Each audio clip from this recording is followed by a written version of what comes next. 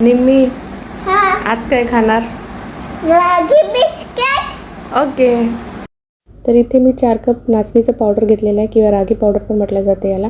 1 cup साखर घ्यायची आहे, त्याला बारीक ग्राइंड करायचं आहे. 7-8 विलायचीचे दाणे पण मी त्यासोबत ग्राइंड करून घेतले होते. तुमच्याकडे व्हॅनिला एसेन्स असेल तर तुम्ही व्हॅनिला एसेन्स पण ॲड करू शकता. त्यामध्ये मी ॲड केलं आहे 1/4 टीस्पून सॉल्ट, त्यानंतर 1/4 टीस्पून आपल्याला बेकिंग सोडा ॲड करायचा आहे, 1 टीस्पून आपल्याला बेकिंग पावडर ॲड करायचं आहे. 1 कप मी गव्हाचं पीठ इथे ॲड करून घेतलेलं आहे. तर इकडे आपण जी साखर ग्राइंड करून ठेवली होती ती पूर्ण 1 कप झाली होती, मी पूर्णच ॲड करून घेतली आहे. त्यासोबत 1 कप आपल्याला घी ॲड करायचं आहे किंवा बटर ॲड करायचं आहे मेल्टेड. तर ड्राय इन्ग्रेडियंट्सना आपल्याला पूर्ण मिक्स करून घ्यायचं आहे. त्यामध्ये 1/4 कप मी कोको पावडर ॲड केलेलं आहे. तर आपल्याला हे जे बटरचं आपण मिश्रण बनवून ठेवलं होतं घीचं, ते देखील आपल्याला यामध्ये ॲड करून घ्यायचं आहे.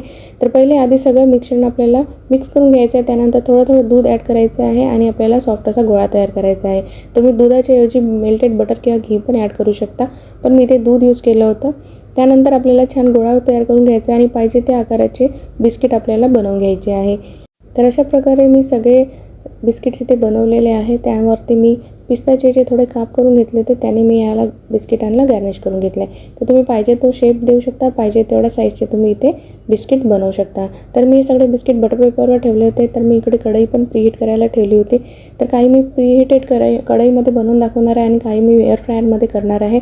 तर इथे अशा प्रकारे सगळे बिस्किट्स मी तयार करून घेतले होते आणि आपल्याला एकदम कमी गॅसवर याला अर्धा तास तरी आपल्याला बेक करून घ्यायचं आहे. कढईमध्ये थोडा वेळ लागतो.